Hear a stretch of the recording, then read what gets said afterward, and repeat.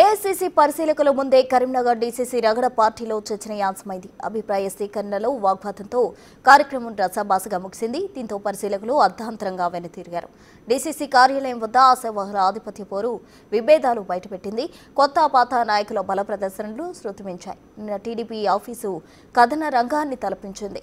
ఒక్కసారిగా కార్యకర్తలు రావడంతో గది తలుపులు కూడా విరిగిపోయాయి.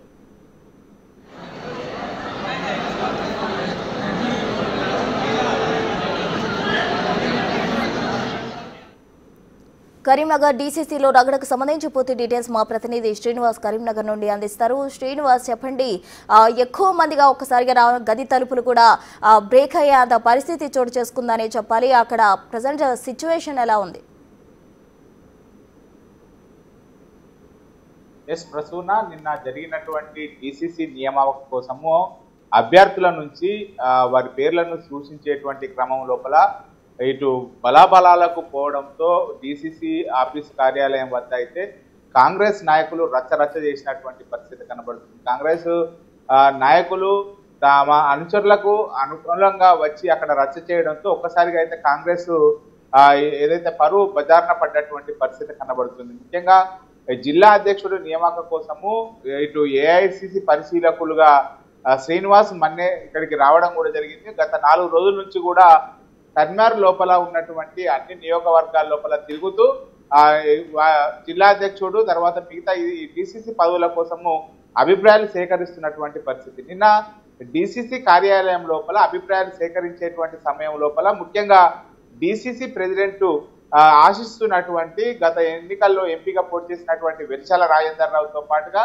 ప్రస్తుతం సుడా చైర్మన్ గా ఉన్నటువంటి నరేందర్ రెడ్డి, అదేవిధంగా ఎమ్మెల్సీగా పోటీ చేసినటువంటి నరేందర్ రెడ్డి, వీరందరూ కూడా తమ బలాలను ప్రదర్శించుకోవడానికి తమకు అనుకూలంగా ఉన్నటువంటి కార్యకర్తలందరినీ కూడా నిన్న డీసీసీ కార్యాలయానికి రప్పించడం కూడా జరిగింది.